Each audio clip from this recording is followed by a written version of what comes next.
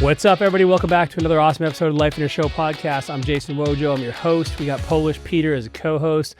And today we're going to rock out a conversation, a topic that I think a lot of people struggle with at some point when, especially after you've experienced some material success, this question of whether and when enough is enough comes up. Dude, you probably get this from your students. I've heard it 1,000 times. When is enough enough? Yeah, I mean, that's one of the conversations, it occurs a lot when it comes to money, but it goes with everything, right? When it goes to the personality, relationships, it affects every single area of our lives because I think deep down inside, we have this fear of not being enough, not enough. So it's like, then you have all these conversations about keeping up with the Joneses and, all those different things. So I think it's a really valuable thing to actually have a conversation about. Because, when we sit down with some of the students and we look at their visions and we look at, what you want, what is it going to cost you to live your life? You and I both know when we do that 3-day life giveaways, what happens at the end of 3 days? Sometimes people come in and the beginning of the day one, they talk about, I need 10 million to live my life. Yeah. And then at the end of the day 3, they discover something completely different, right? So what is that? There is a disconnect there, obviously, right? So that's what I think we should talk about on this particular conversation, see what we can help somebody out. Finally get to a point where there's never going to be enough.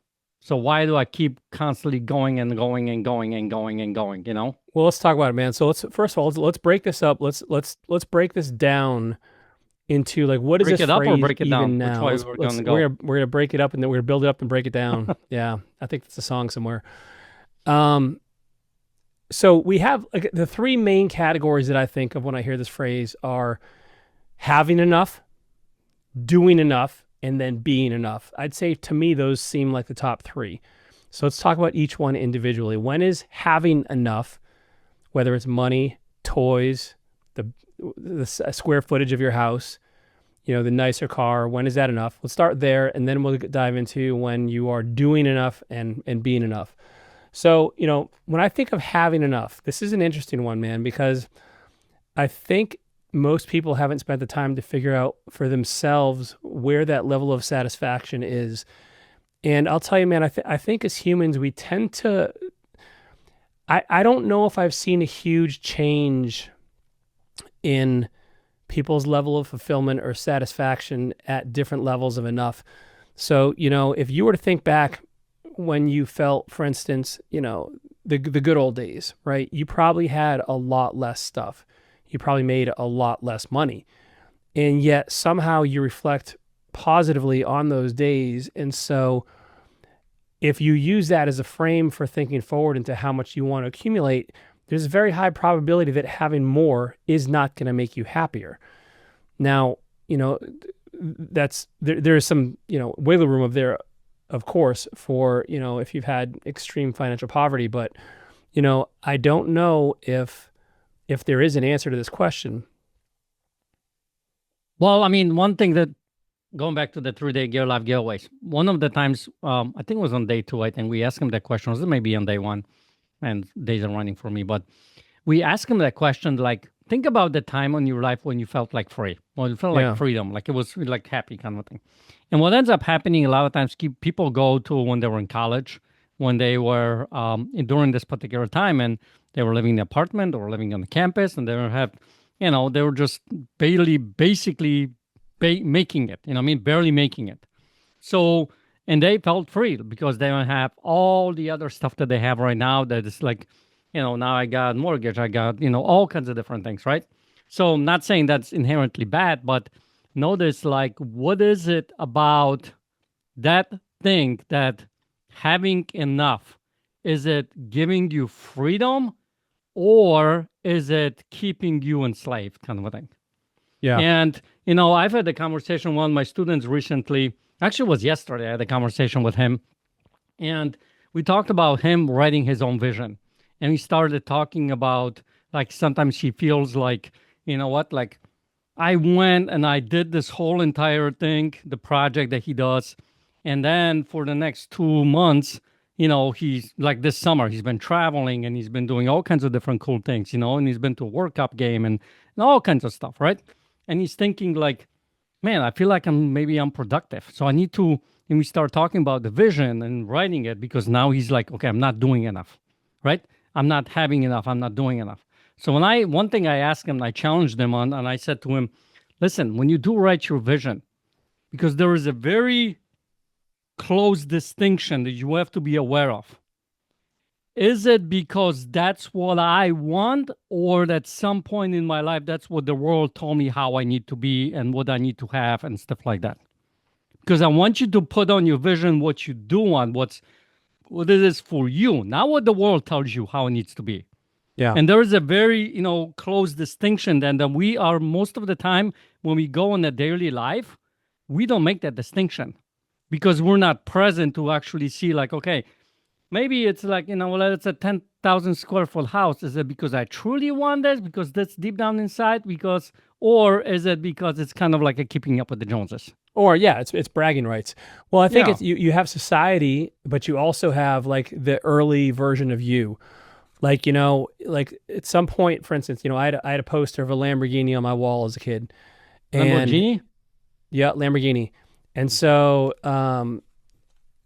I could, I could buy a Lamborghini, but dude, I can't imagine how that would play out for me because the stress, like, dude, I just a week ago I spent, almost $1,000 getting a dent fixed in my car now, and I can't imagine having a Lamborghini and worrying about that. And so I think this brings up a good point.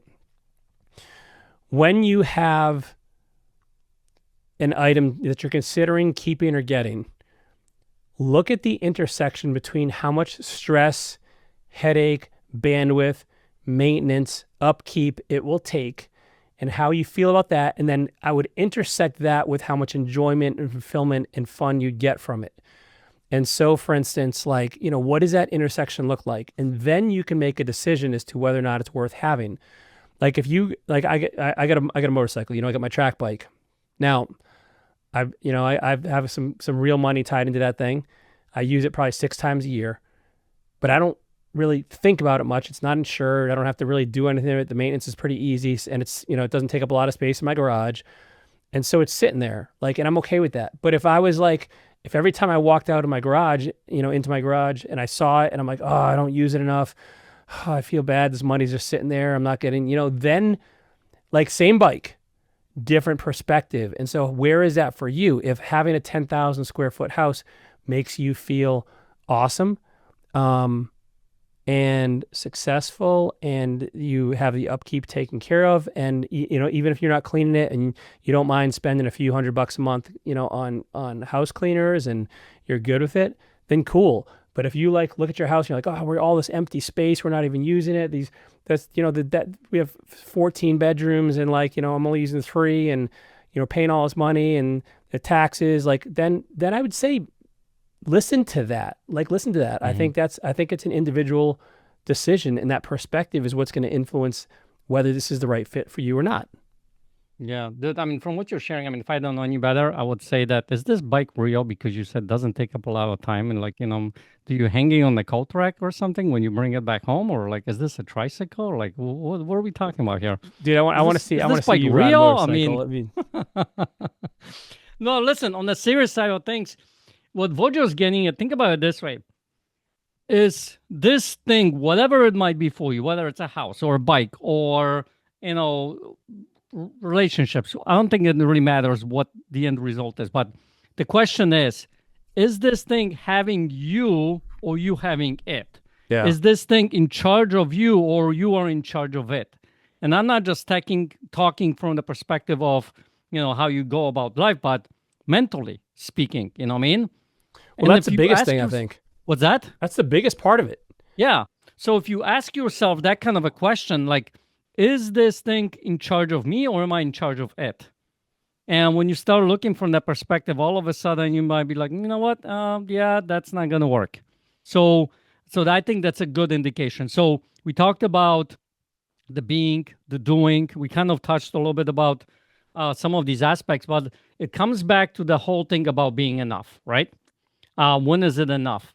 So that's one indicator that I want you guys to look at from the perspective is when is enough kind of a thing, right? Well, so one of the things I'd say is is when you make that comparison as to like the utility versus like the stress, listen to that. And what we have seen is there is a correlation between simpler lives and more prosperous lives.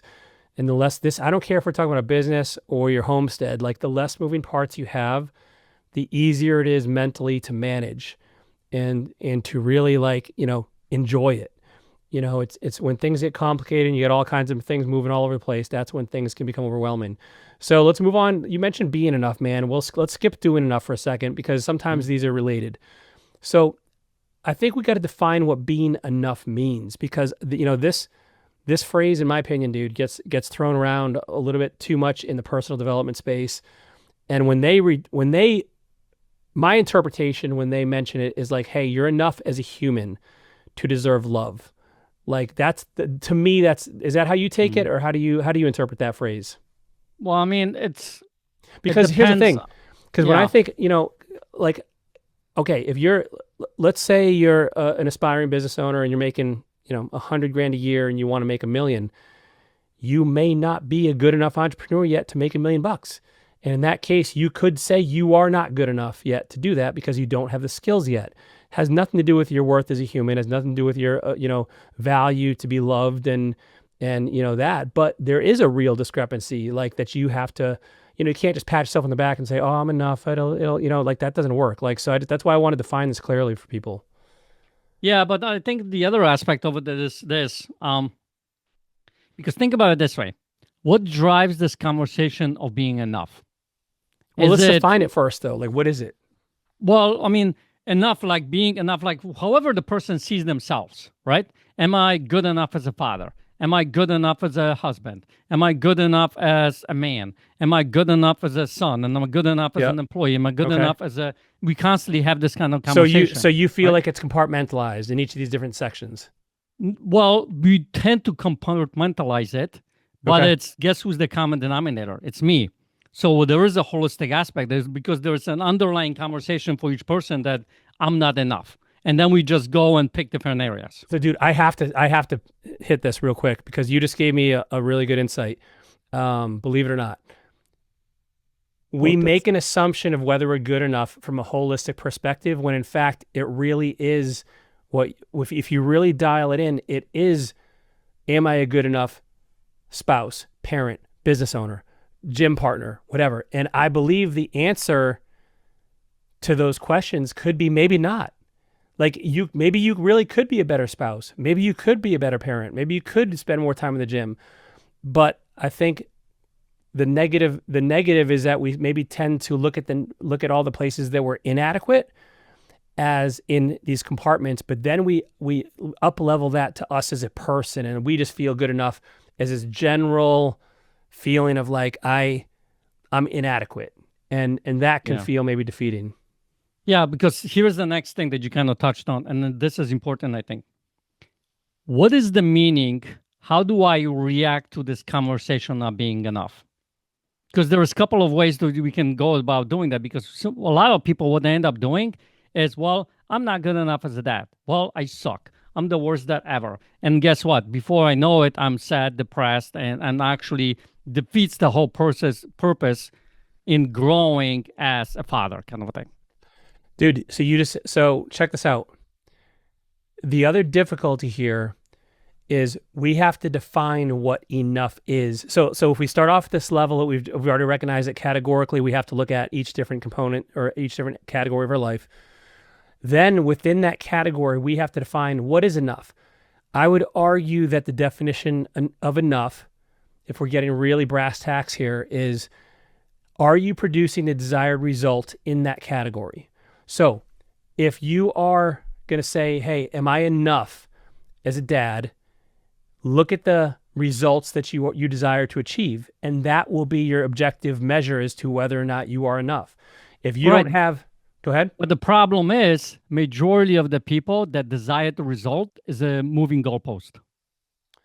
So, well, I don't even think that, man. I don't think it's as it can be a moving goalpost, but I think that's what it is. A lot of people. That's why there's never enough. It's never. But think about it this way. I don't think. No, I disagree a little bit, man. I have a different perspective. Like when it comes to finances and having things and wanting things and money and houses, yes, I think that's a moving goalpost, because the reason there is that you get it and it doesn't make you happy. And you're like, maybe it's the 15,000 square foot house that make me happy. And by the Yeah. way, we know people like this, right? That have like this Mhm. destination syndrome, Yep. that always think it's the next thing that's going to make them happy. When it Agree. comes to being enough, though, I think a bigger problem is that they haven't described what enough is very clearly enough to know whether they're winning or losing. Like, and so when you're being enough, right? Like, so if I want to say I'm a good enough husband. And by the way, I don't even like that frame, because like good enough to me is I don't even like the way that sounds, because like that sounds like, I want to be an awesome husband, right? Which means I also have to describe what that means. So that means my wife wants to talk to me. She enjoys being around me. She feels supported and loved by me. She feels that like I'll drop anything for her and be there for her. And whatever. Like, I'm making these up off the top of my Okay. head, but like that's how I think we can start to describe, like, am I enough? And look at the results that you're getting in your life. Now, one of the caveats to all of this is that some of these things, when it comes to being enough, has to do with other people and things that are outside of our control. So that is Right. is a wrinkle in all this, right? So you don't think, when you just talked about the whole, describing of the husband, you know what I mean? Like, my wife talks to me and all that kind of stuff. You don't think there's a moving goalpost there? I think a bigger problem, there could be, but I think the bigger problem is that most people don't even know what that means. Like, what is good enough? So I agree with that. Yeah. Most people don't know what that actually means. But also what ends up happening is, think about it this way. We make meaning about everything. Yeah. Because in order for us to feel good about life, to make sense of life, we have to address some kind of a meaning. So now, let's say my wife is talking to me, but I start to interpret how she's talking to me is something is off and she doesn't like me. So maybe I'm doing something wrong or whatever it might be, right? So we keep kind of in our heads, we keep moving this goalpost. And the reason why I bring this up is, like, think about it this way, man. This hit me a while back. I may not have it right, so I don't know. I mean, Hey, maybe dude, we're just, yeah. help me with this. So when you go in the Bible, book of Ecclesiastes, written by Solomon, one of the most successful, whatever, richest person in the world ever. Like, forget that it's a Bible, for instance. Just say this is the richest person in the world. He's done, like, into a point, like, he's, I think, probably richer than Elon Musk right now. And this guy is a trillionaire, like first-time trillionaire, right? And what he says in that book, in the second verse, he says, meaningless, meaningless, everything is meaningless. Yeah. And why would he say that? Is, for some people it might be very depressing to hear that, like, that everything is meaningless. But if you really think about this, like, we put meaning about anything and everything until the cows come home, kind of a thing. So when it comes to this whole conversation on being enough, we put meaning on it. If you think about it, you'll never get to a point that you finally arrive at being enough, kind of a thing. I feel this way. Like, you'll never get to a point that you're going to finally arrive at being enough. But that's not to mean that it's like, well, what's the point then? Why do I need to keep moving? But it's now when you start to grow in these areas, whether it's being a husband, being a father, or whatever it might be, you're not operating from a place of, like, worry or fear or kind of like, lack.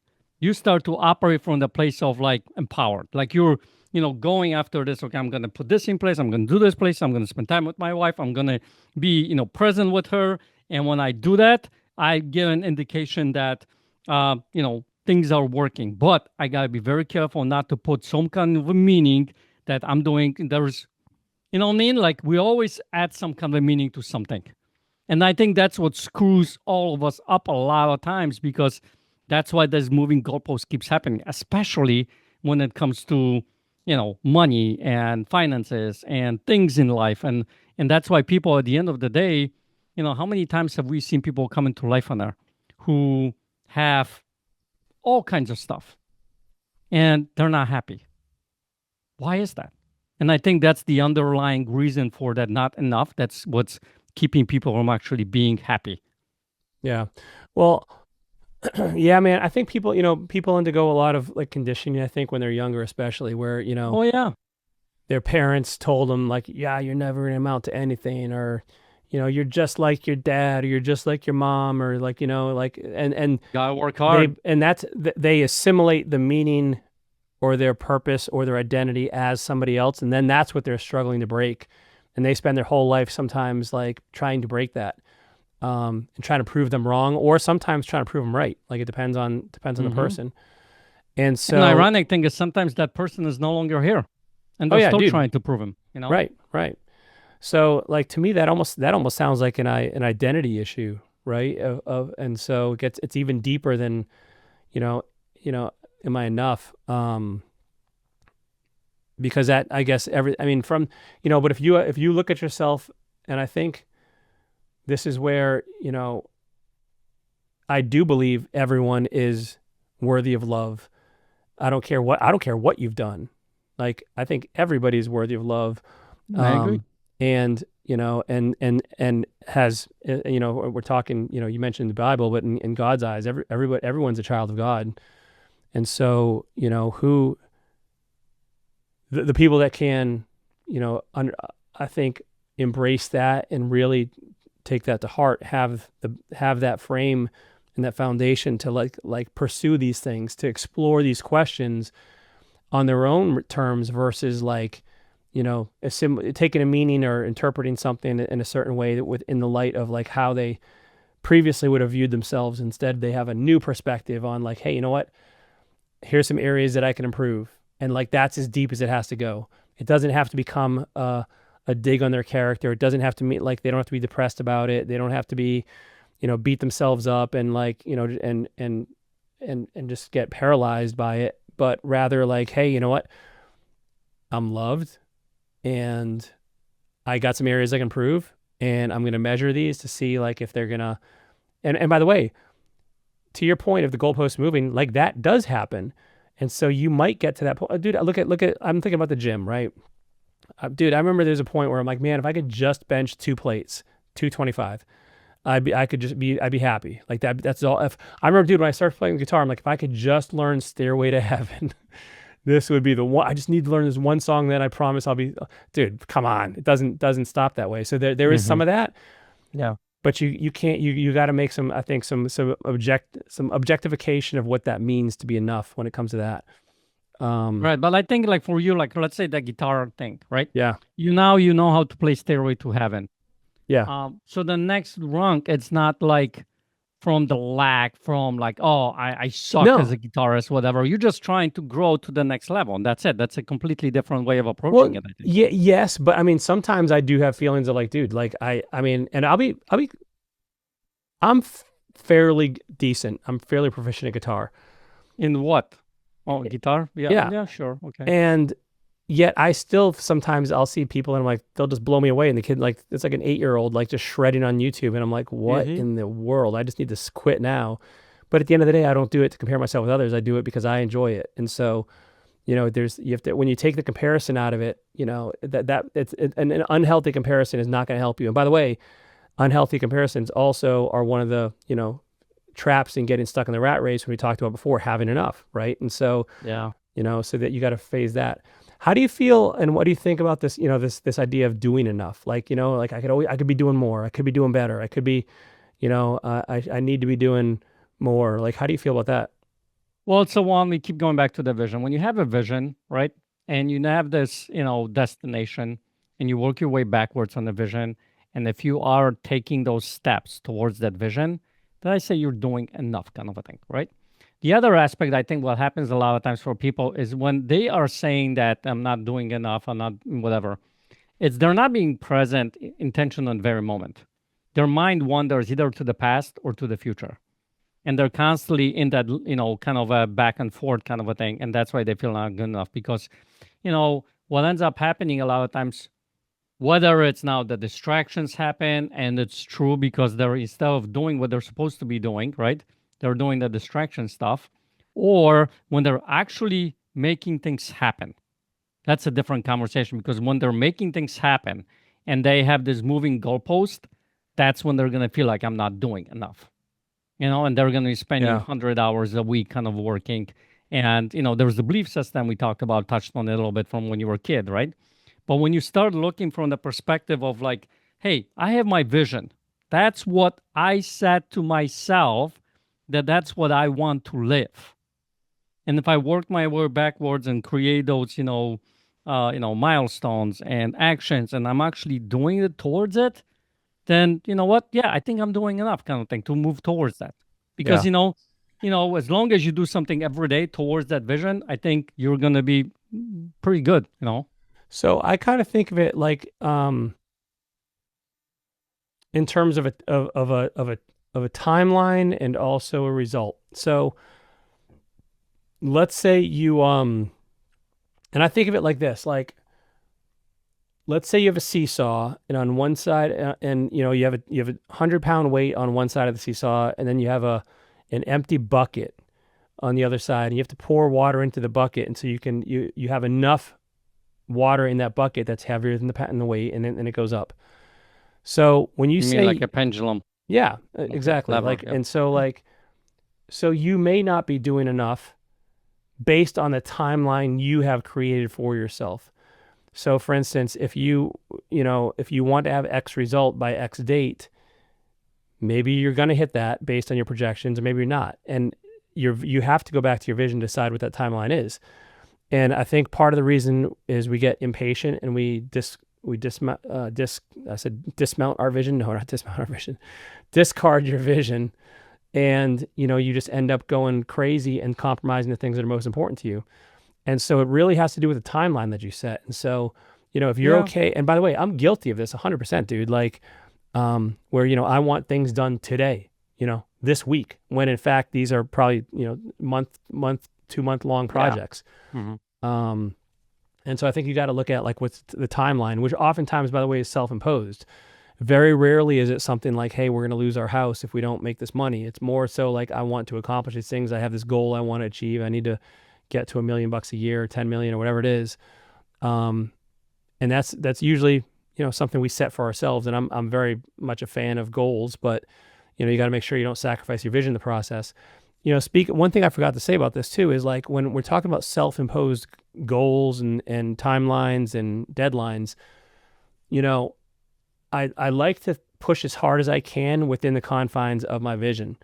And we've talked about this many times before, that, for me, it's like, I'm not going to work when my kids are home. And I also prefer not to go to the gym when my kids are home. Like, so I'm trying to fit in everything before, I grab my girls from school. And so within that narrow window, that is when I am hustling hard to as hard as, as best I can, to get those things done. So, I'm trying to do enough during that frame. I'm trying to make as much as I can, of course, because, it's not going to change my life, but I want to, if I can make more money in less time, and it's not going to compromise my vision, I don't see anything wrong with that. And so, like, that's kind of how I approach it. Yeah. You mean you work like your hair is on fire? I mean, dude, I'm obviously pretty good at it. No, you suck at it because you don't have any hair. Dude, because it burned off, bro. Did you like... No, I didn't. Yeah.